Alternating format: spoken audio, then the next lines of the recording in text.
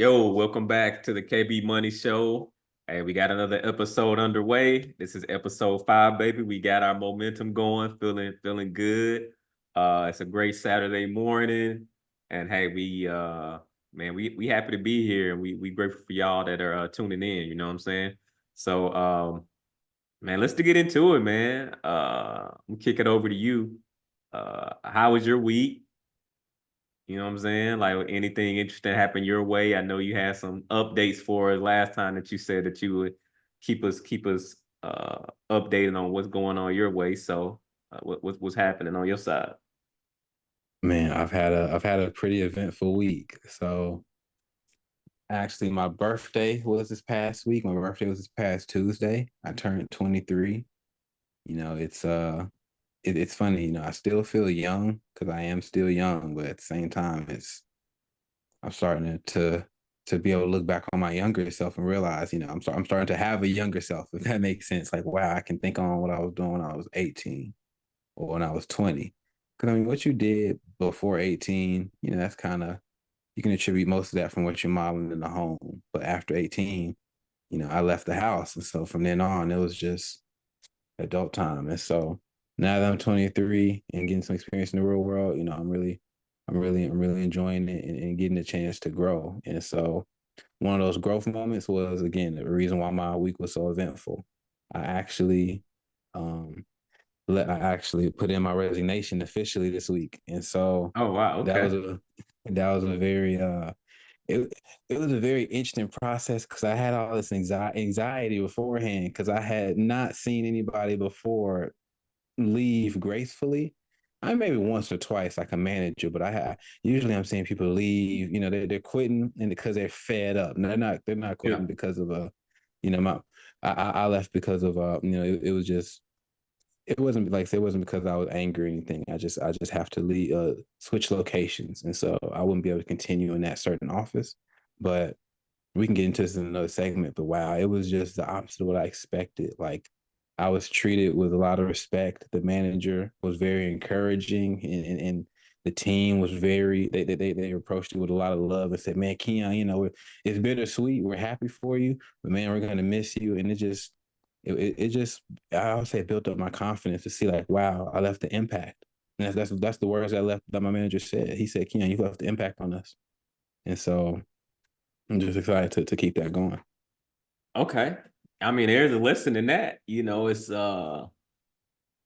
you got to do the hard, right? Like you know what I'm saying? Like you got to face it head on versus shine away from. I think there's a lesson in that, right? Like, you know, even it's always easy to deliver the good news, right? Or and also we put the energy on the labeling of Yeah. like good, bad. And so that's what also kind of you start generating all these thoughts in your head. And so like you start playing out all these different scenarios. And then to your point, by the time you get there, you worked up.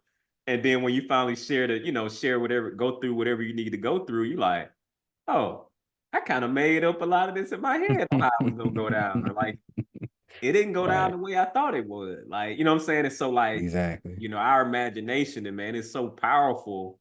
And depending on how we use it, it can help you.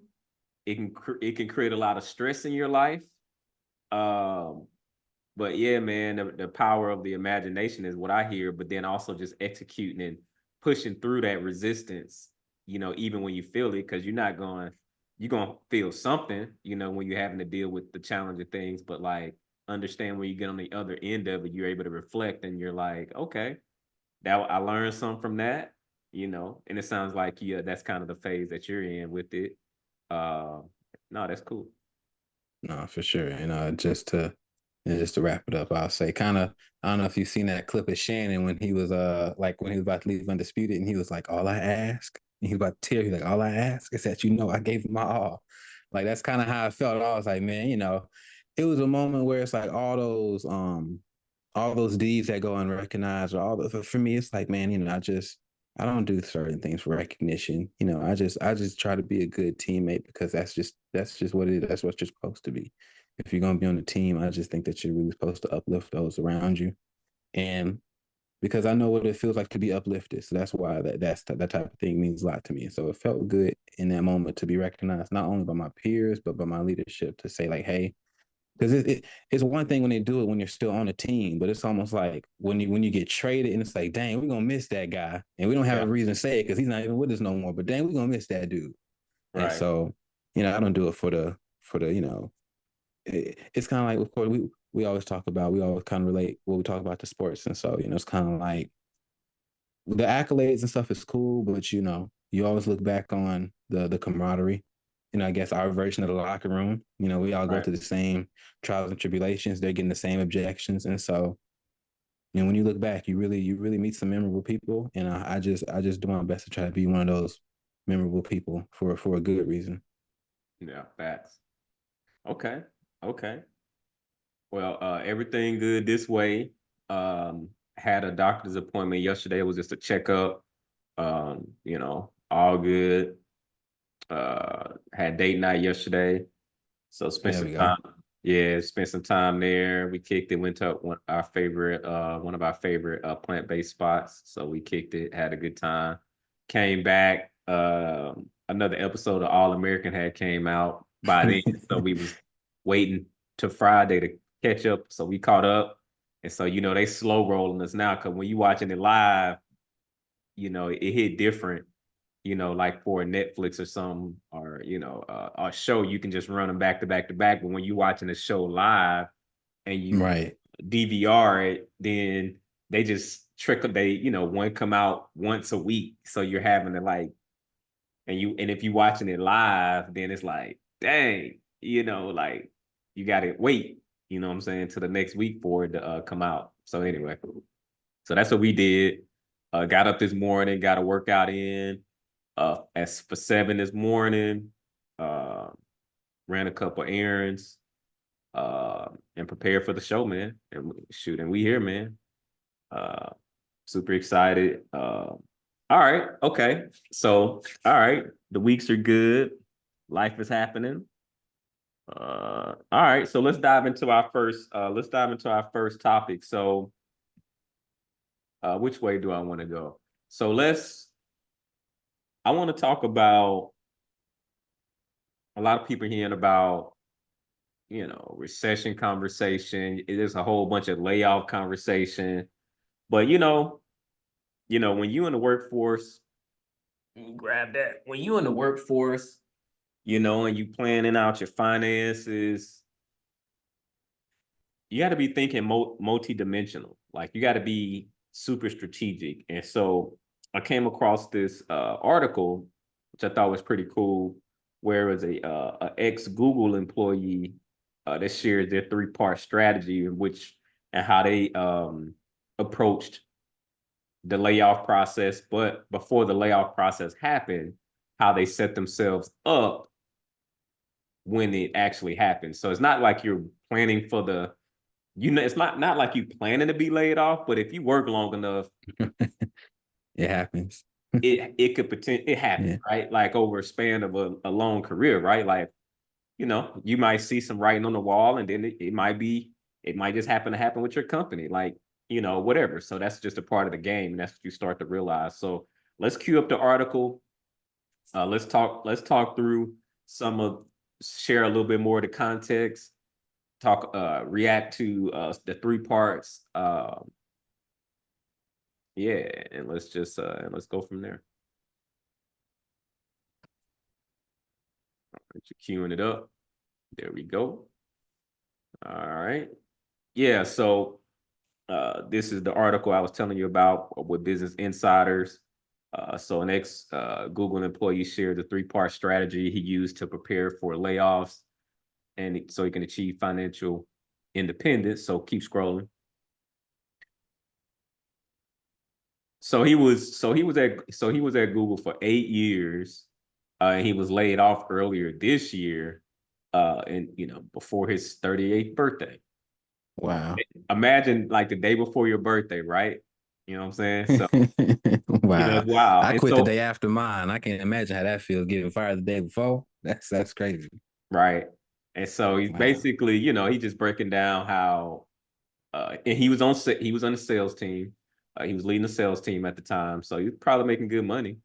Pretty decent money. Uh, and so scroll up. Uh, and so he was basically go back down a little bit. And so he was basically saying that it wasn't a surprise that it happened. It wasn't a surprise that it happened. But Right. it wasn't a surprise that it was happening because he started noticing some red flags. And by the way, Mm, he started noticing some red flags, including like some of the hiring during the pandemic. And I noticed this with companies too. And I was like, man, that's not sustainable. So he recognized it as well on his side. He was like, man, there's a lot of hiring going on. How long can a company hire this many people before they have to course correct and do some cost cutting measures when things go back to normal? So and various cost-cutting measures such as freezing business travel and company retreats. So he started seeing a company do things like that as well. Freezing business mm. travel, company retreats no more. And so scroll up, the opposite way to keep the article going. My bad. Yeah. Yeah. And so he was thinking about, the in the back of his head, he was thinking about like the economy. And it sounds like he was pretty savvy a little bit, at least has some type of intuition to where he knows that the economy has cycles, and so you always have to need to have some preparation if layoffs start to happen. And so like he was forward thinking, and so you know so for years he had been planning, just taking care of his business on the financial side. And he's built up a seven-figure investment portfolio to fall back on and live off the interest when or if he got laid off. And actually, he ended up getting laid off. Business Insider viewed and a copy of his Google employment verification letter confirming that he was laid off, but then also some his brokerage accounts as well. And so the former Google employee spent his newfound time teaching part time at a university, and he building up his YouTube channel. You know what I'm saying? So hey, he hustling, man. And so keep growing, keep going. The reason that I wanted, yeah. So right, go back up before we hit the 3 points right there. So basically, I wanted to call this out, and because the reason I wanted to share this article with the audience is because we got some folks that might be in their mid-20s all the way up to their 40s, but like look at the type of planning, and you got to be thinking from a long term and be patient. But like he basically said, he says he focused on three things throughout his 20s and 30s to grow his investment portfolio and achieve financial independence. All right, let's get to number one. Boom. The first one, active income. Increase your salary by moving up or out. Naturally, moving up is the approach of he about tripled his salary at Google and worked his way up to making six figures. So he didn't start at six figures. The way he approached his career, he finally started making it at a company like Google. He said it was kind of like he worked his way from an account manager to head of small business sales. To him, he was like, Google is like going to the NFL or the NBA, which he's right. It's the best place to be. So you've got to make the most out of it. So he maxed out his salary. Like he kept increasing his salary by getting promoted and working his way up. Scroll down, in which I agree. He also knew exactly where he wanted to be within the company. He added, I moved myself closer to the point of sale. So basically, he strategically moved. He moved near the revenue generation, and he wanted to get close to the money. Which, when you get close to the money and you have influence on a company generating money and revenue, that allows you to, as a byproduct, to get commissions and bonuses tied to your performance. And so companies usually reward that. And so we have a partnership with Level Careers that if you're interested in sales, just ironically, this gentleman happen to be in sales, but if you're interested in tech sales, you absolutely should go check out Level Careers. You'll see it posted in the description. You get a discount if you put Ken in the coupon code. Go check them out. If it resonates, absolutely sign up. If it doesn't, go find another resource to sign up with. But tech sales is definitely a direction that you can go, and you don't necessarily need a degree. So we're talking about opportunities where you can make great money for yourself, double, triple your income. That way you can unlock the things that are important to you in life. It might be for you, it might not. I know the CEO over there, great folks over there, and so I personally know them, and they talk the talk and walk the walk. All right, so let's get back to the article. Let's keep going. All right, so right there. So now let's talk about his move out approach. So he also regularly applied for roles to set up interviews. This is another important thing too. So as he was working up the ranks of the company, he also was testing the market to see, he was always testing the market just to see from a value perspective, you know, what other companies will offer, if there's other opportunities for better roles to go upward or closer to sales. So that's another way you can boost your income. Also, the next way to boost your active income is to pick up a part-time job, extra hours, or start a side hustle. Find ways to be overemployed, encourages Shao, who started teaching digital marketing part-time at a university in 2022. Diversifying your revenue stream is another way to get ahead of layoffs. If one income stream falls through, you'll always have at least one more to fall back on. Wise words. Keep going. So that's what he means by move up, move out. 2, passive income. Invest early and regularly. I agree. So you and I, we were talking about this earlier, I think this week. Well, actually, he was talking about on our last show. So essentially, took him years to understand the concept of long-term investing, but once he learned how compound interest works, invest early and regularly in a huge portion of his income. So if you remember last week, we was talking about, hey, make more money, whatever that ends up being, however you need to generate that money, but you need to also strategically be investing the entire time. You know, a percentage of your income, whether it be your W-2 plus a side hustle, or you got a business and you full-fledged with it, regardless on where you're generating that revenue, also strategically and taking a portion of that money and investing consistently. And so this is what he's talking about. So he says he saved and invested about 50% of his take-home pay in low-cost index funds. His discipline and consistency paid off. Now I can live off my investments by applying the 4% rule, where I can withdraw amount of my initial investments, and that gives me enough to cover my expenses. Hence, financial independence. Keep scrolling. You can keep scrolling. You just talking about saving. Okay, keep going. Number 3, live below your means. Use technology to serve your finances, not sabotage. Shao wouldn't be in a position to invest if he didn't live below his means in the first place. If his income ever increased, his lifestyle didn't, he said.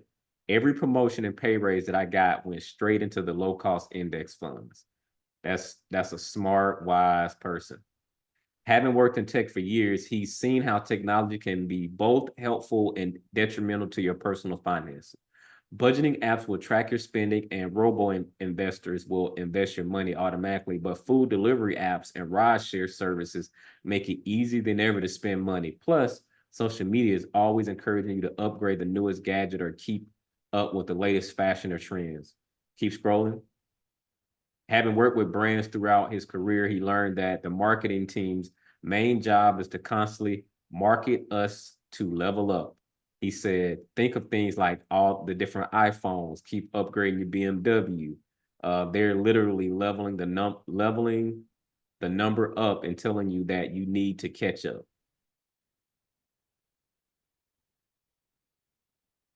So that's Shao, you know, just a picture of him. And so one of the things that he did was to save money, leveraging technology to save money is, and I've seen this be true too, is saving money through airfare by using Google Flights. If you've never tried that, check it out. You can save money that way. I've used it when we've looked at flights for us taking trips too. So no, that's definitely a real thing. He uses ride share and food delivery apps, but he turns off the notifications so he's less tempted. Yeah, that's real good. So you're not tempted to use it to and it impacts your budget. He also doesn't keep social media apps on his phone and instead uses the web browser version whenever he wants to log on. That's pretty smart. Technology should serve your finances, not sabotage it, he said. That may be easier said than done, but ultimately, how you choose to use it is up to you. So I thought that was I just thought that was a pretty cool article. You can unshare. I thought and turn off yours, but I thought that was a really good article to share. Based on you hearing the article, just your thoughts from your perspective. Uh, I gave my commentary along the way, so wanted to hear your perspective.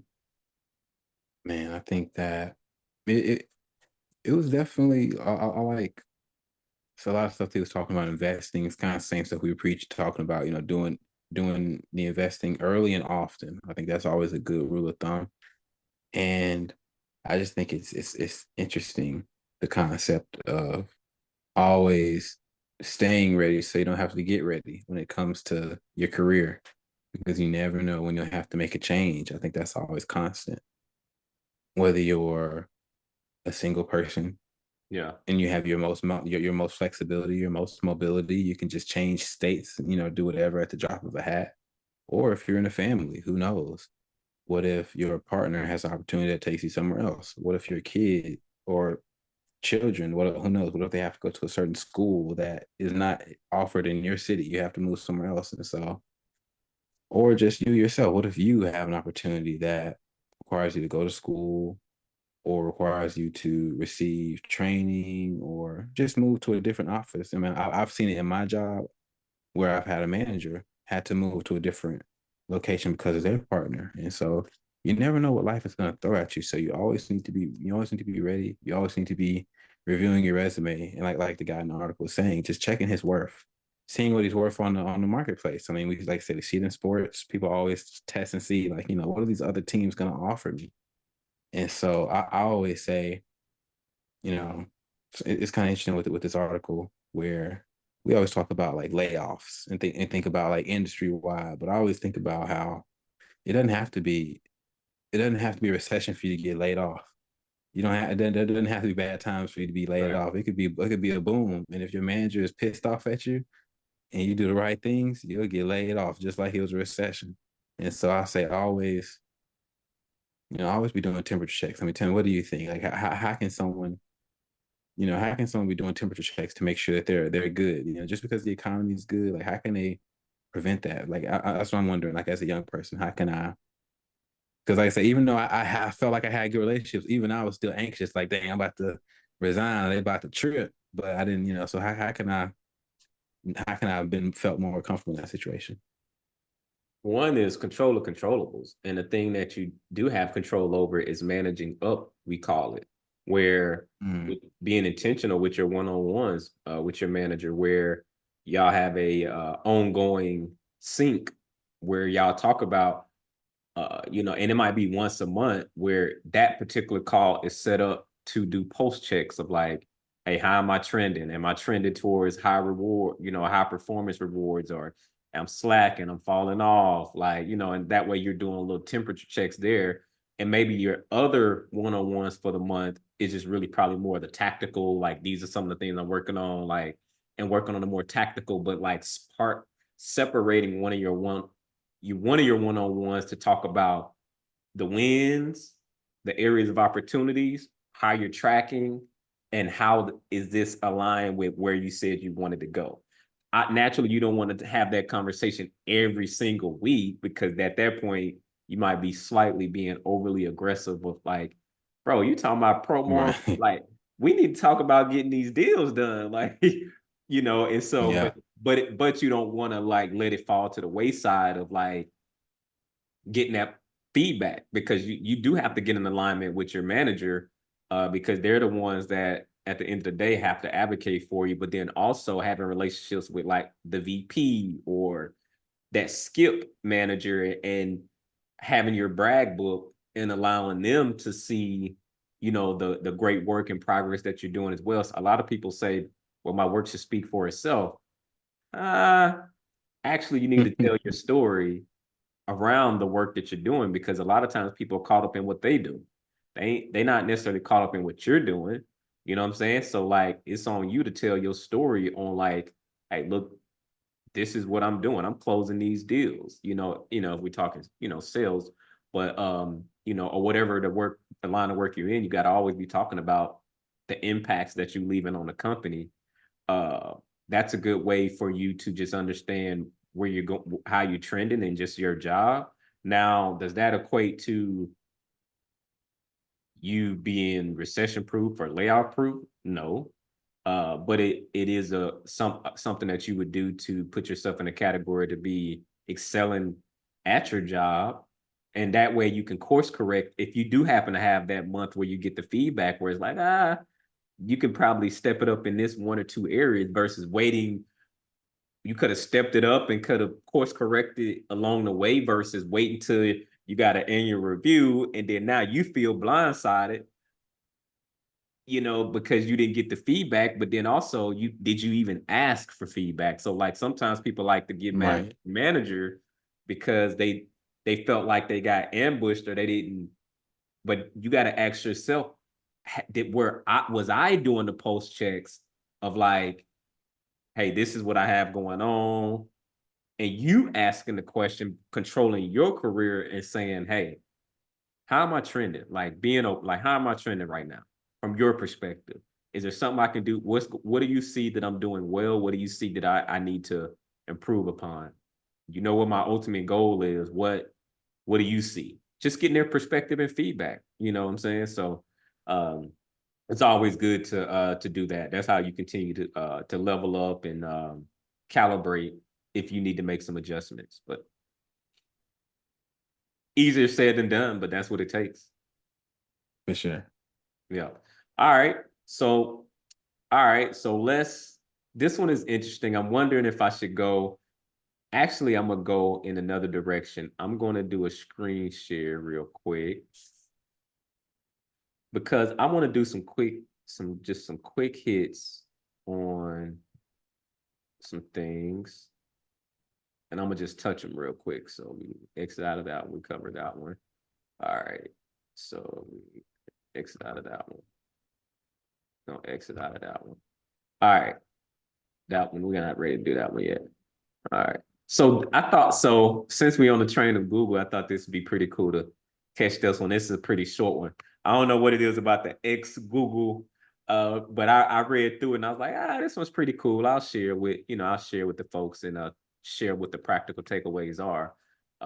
Because I share similar opinions around this too. So ex Google recruiters, 2 best tips for writing an effective resume. All it needs to focus on is your impact. Let's just go right into it. Okay.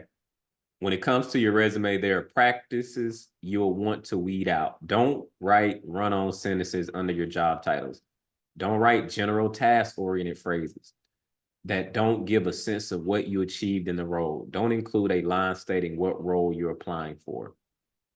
I ain't mad at that. None of these will help impress upon a recruiter why you're right for the job and why they should move ahead with your candidacy.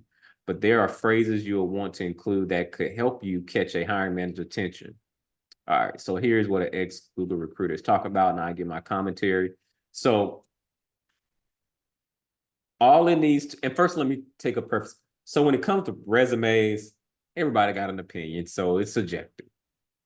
However, so let's just say I'm giving commentary based on this one person's opinion, and then we'll go from there. If it resonates, cool. If it doesn't, all right. The number one rule, church will rely to job seekers to focus on how they've improved the business. All it needs to focus on is your impact, he says about your resume. Thinking clear and specific accomplishments that outline that. Some industries make that easier than others. For example, marketing has core metrics, he says, and it typically boils down to leads, opportunities, impressions on the website. It lends itself to qualifying your impact by saying, I helped double impressions on the website For example, think about the metric that measures success in your role and feature those. I'm a huge proponent of that. And so, like, think about it. If you don't have an individual metric, then you need to have a team metric, he says. It gives an example from his own work in management saying he'd write, my team improved candidate experience by X amount of points. And make sure to include your best accomplishments at the top. The first sentence needs to be the most impactful thing that you did, I did. All right. So he get into some nuances here. You're not allowed to use more than one keyword in a sentence. Basically what he talking about here, he called it out as like, just don't put something where it just sounds fancy. Like you done put some like fancy job description. You done Right. copied and pasted a job description, and he said, and it ultimately sounds like nonsense or word salad. That's funny. You want your resume to reflect your ability to communicate clearly and concisely. So for each impact statement you make, include the most important word. He says, as a rule of thumb, adding that you're not allowed to use more than one keyword in a sentence. For example, if we're talking about machine learning as a skill you excelled in on the job, he says you will need to say machine learning and AI and LLM all in one sentence. Choose the one that will pack the most punch in describing your accomplishment. So that's just a quick that's a quick hit when it comes to the feedback of resume. What are your thoughts on that one? I think it's definitely an art form in terms of I think yeah, definitely resume and applications is kind of like an art form where it's not exactly like a science where I kind of look at it the same way I look at college admissions. There's a mix of both. There's a mix of you have to have the test scores and the GPA and all that. You have to have the numbers, but you also have to be able to weave a story with those numbers. You have to be able to turn what's on that paper into a real life human that's in the room with the admissions officer, or in this case, with the recruiter or the hiring manager who's reading the application or that's in the interview with you. And so I think this is a great article to be able to have a recruiter's perspective. That's a valuable perspective. And so I like the idea of going to get help with your resume because I feel like we can get stubborn and just try to go about it with traditional tools that we would use, like that we would use like with a normal essay, but this isn't that. Like especially your resume, this is it's not about. I mean, yes, it's important to not have bad grammar. That's obvious, but there's just so many things that the normal person might not factor in. Like if you say an applicant, I worked at a company that sold applicant tracking systems, and I still can't tell you what it is. So these type of things, like it's so complex. So it's good that this recruiter let us behind the wall a little bit.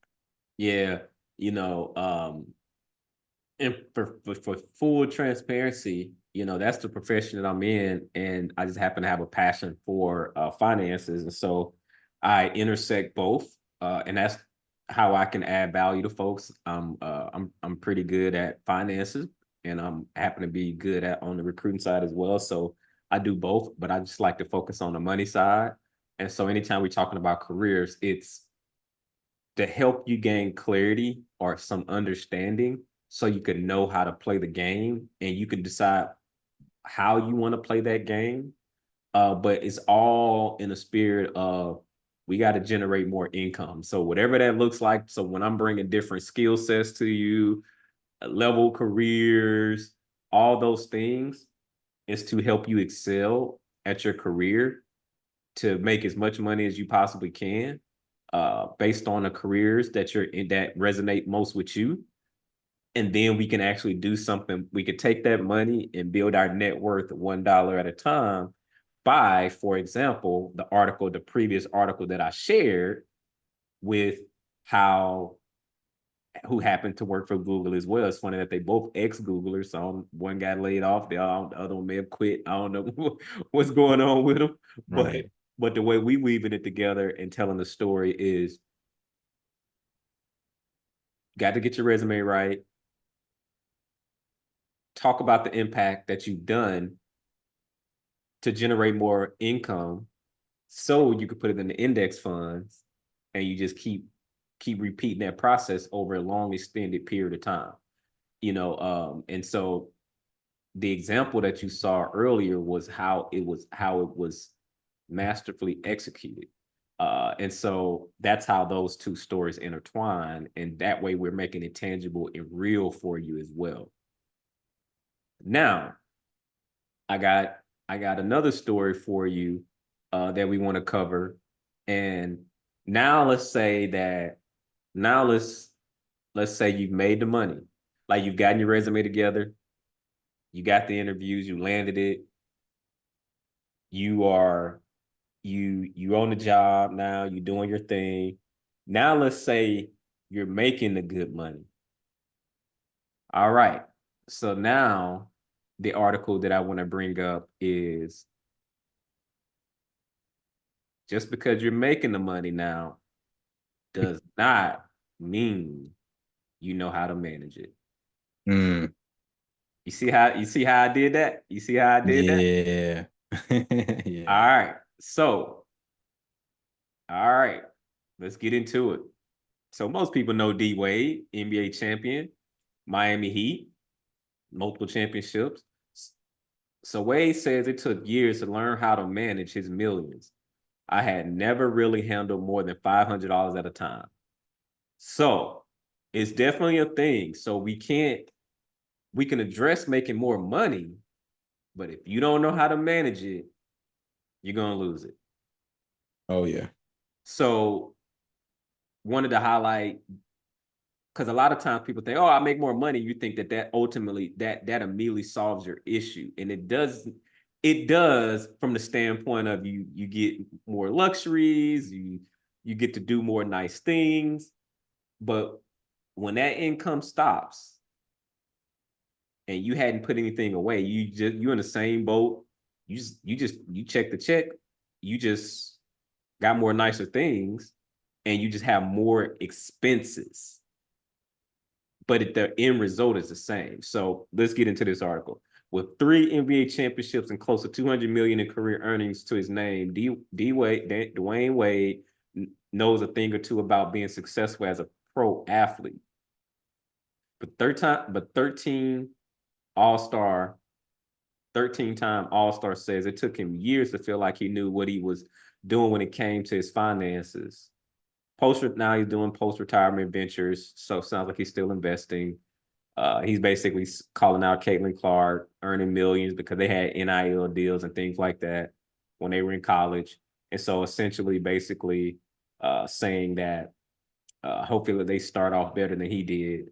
Um, but you know what I'm saying? You know how it's always in hindsight, something no different from what I, share with you.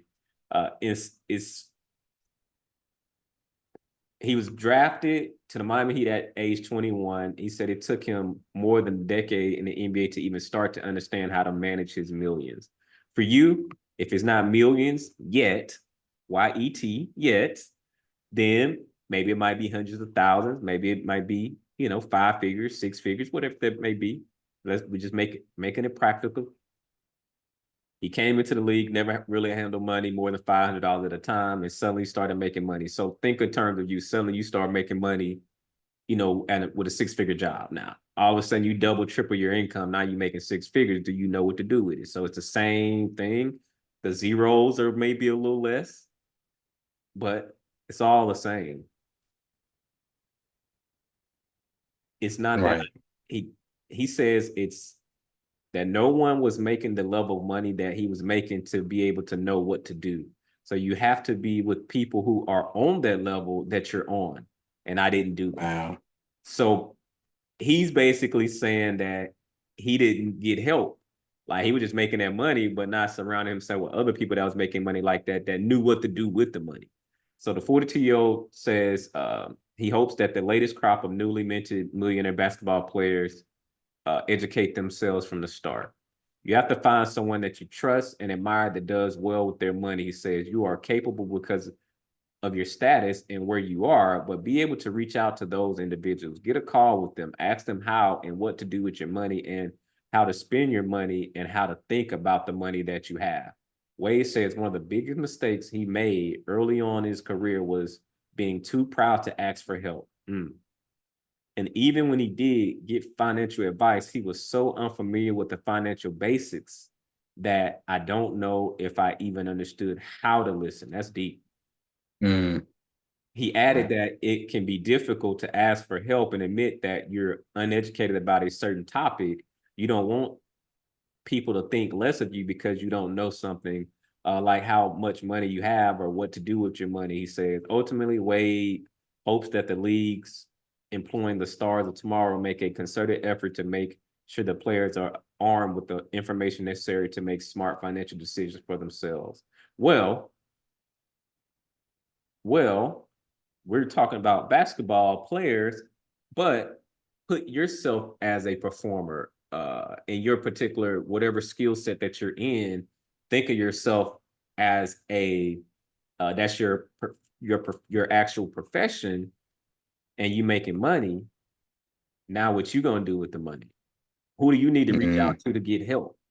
And get that support. So anyway, I'm gonna kick it over to you and get your thoughts on what you heard with the article. I think it's cool that Dwayne Wade came out and shared that. And, we always hear about athletes talking about their money. It's funny. I just watched the interview with Shannon Sharp and Charles Barkley talking about that. Charles Barkley is very great, very good with his money. He talks about how kind of how Dwayne Wade was saying he didn't even have he wasn't even hanging around people that were, it's not that he did have bad people, he just didn't have people that had the knowledge. Charles talked about how I think Shannon asked him, like what was it like playing against Michael? Like the typical question, like, did you hate it? And the way Charles answered it was like, yeah, of course I didn't like losing, but what Mike did for the game, and not what only Mike did for the game, but what Mike did for our pockets. The way that he taught me to negotiate with the Nikes and the this and these companies. And so I think it was very interesting what Dwayne Wade said, that it's like a powerful example of, because he very easily could be one of the stories of Dwayne Wade. This decade he's on TV, he's lighting it up. The next decade he's one of them stories of, dang, that's sad to see. Right. But when you're able to remove your pride and remove that shame, because there's so much shame. That's really what it is. There's so much shame involved around money management, especially. And I think that probably increases tenfold the more money you're able to make. Because like, oh, look at this dude. He can make all the money but can't manage it. What a fool. That's probably what they're thinking in their head. And so I think it's just the same way of managing anything. Money is just like anything. You wouldn't shame somebody for not knowing how to manage a car if they've never had a car before. So it's the same way. They wouldn't know to check the oil a certain way or how often to check it. They wouldn't know what pitfalls to look out for. They wouldn't know to check the air, the tire pressure and all that. They wouldn't know to carry a spare. And so financially, what if you're not carrying a spare financially and you keep pop a flat with your money? We can visualize it when it comes to cars, but when it comes to money, it's easy to judge someone that is in a spot we've never been in, and it's easy to judge yourself too. So, like I said, when in doubt, try to remove the shame in the situation and go find help, good help. Yeah. Someone that's doing it, what I'm saying, Yeah. that's successfully doing it. And maybe they are a couple steps ahead of you. Well, then they can teach you something. You know what I'm saying? Like, and so that's my biggest thing is the base, he talked about the basics and like not even really understanding the basics. So even if he was in the presence of someone, he didn't know if he would even be able to understand the language. And so the things that we like to talk about here is just some of the basics, like, and if you feel like you already know the basics, then that's cool. Well, this particular message isn't for you, but this message is for folks that may be still looking to find their way with the basics and moving to your point, moving past that shame, guilt, pride, whatever that is.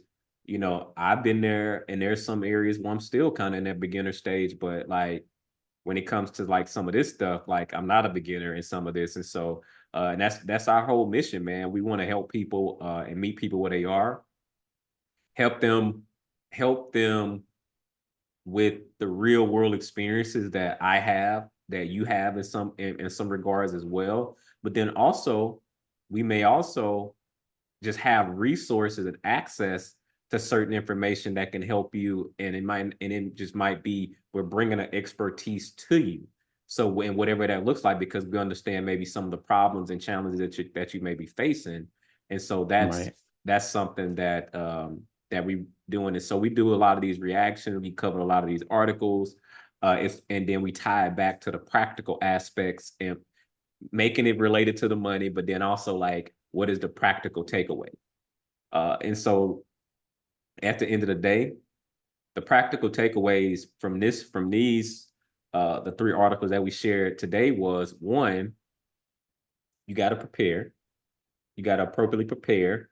The impact statements will help you. The impact statements will help you with one, understanding the value that you're bringing and what you've done. And what it also allows you to do is be able to effectively, when you can get it down on paper and you can be concise, it can also help provide clarity when you actually talking to someone around the value and the impact that you've had at a company, that you've had with your business, with that you've had with your side hustle, is because now you're focusing on the impacts of those things versus a job description or activity.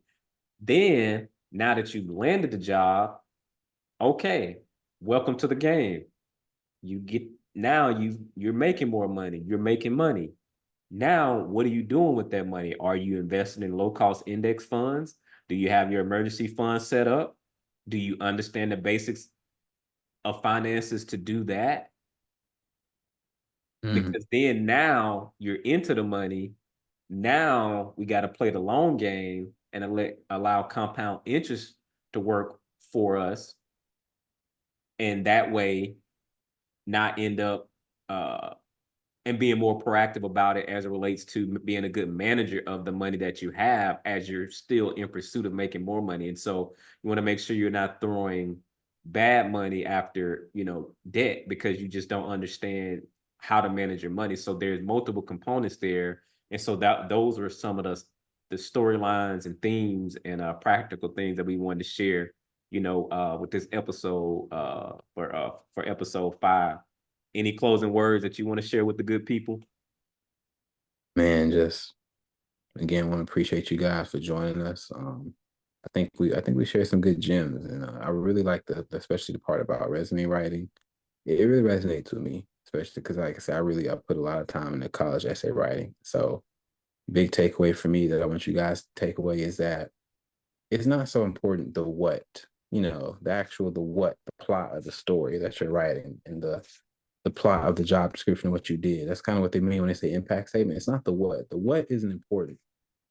You got to figure out how to get to the how and the why. You got to make the reader care. And so when you're able to do that, that's when the magic happens. All right. Well, hey, another successful episode in the books, episode 5. We love y'all. Check out more episodes. Check out more videos on our channel. Check out the small clips. Anything that resonates. Hey, drop some comments in the chat too. Like if there's anything that you want us to talk about, anything that you would like to see from us, we open to feedback. But we will see you next week. Yeah. Peace.